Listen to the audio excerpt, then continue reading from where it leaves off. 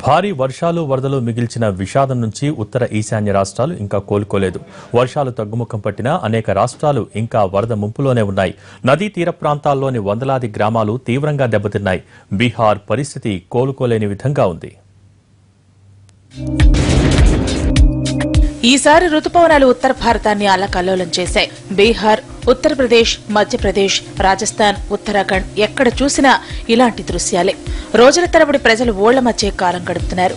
ఈ సీజన్లో ఇప్పటి వరకు భారీ వర్షాలు, వరదల కారణంగా 300 మంది ప్రాణాలు కోల్పోతే దాదాపు 2 లక్షల మంది నిరాశ్రయులయ్యారు. మిగతా రాష్ట్రాలతో పోల్చితే వరదల కారణంగా బీహార్ ఎక్కువగా నష్టపోయింది. గంగానదితో పాటు దాని ఉపనదులు ఉప్పొంగి ప్రవహించడంతో తీర ప్రాంతంలోని గ్రామాలన్నీ కొట్టుకుపోయాయి. పంటలు నీట మునిగాయి. వందలాది గ్రామాల ప్రజలు రోడ్డున పడ్డారు.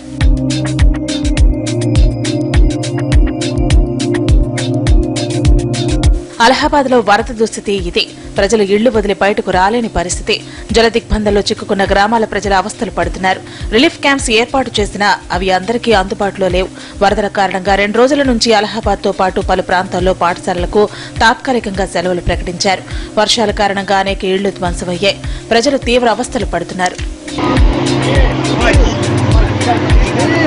రాజస్థాన్లోనూ వరదల ప్రభావం ఎక్కువగానే ఉంది. ఓ బస్సు వరదల్లో చిక్కుకుపోయింది. అతి కష్టం మీద తీరం దాటాల్సి వచ్చింది. గుజరాత్ లో భారీ వర్షాలకు ఓ కారు కాలువలో కొట్టుకుపోయింది. కాలువలో ఉన్న 2 స్థానికులు సురక్షితంగా రక్షించారు.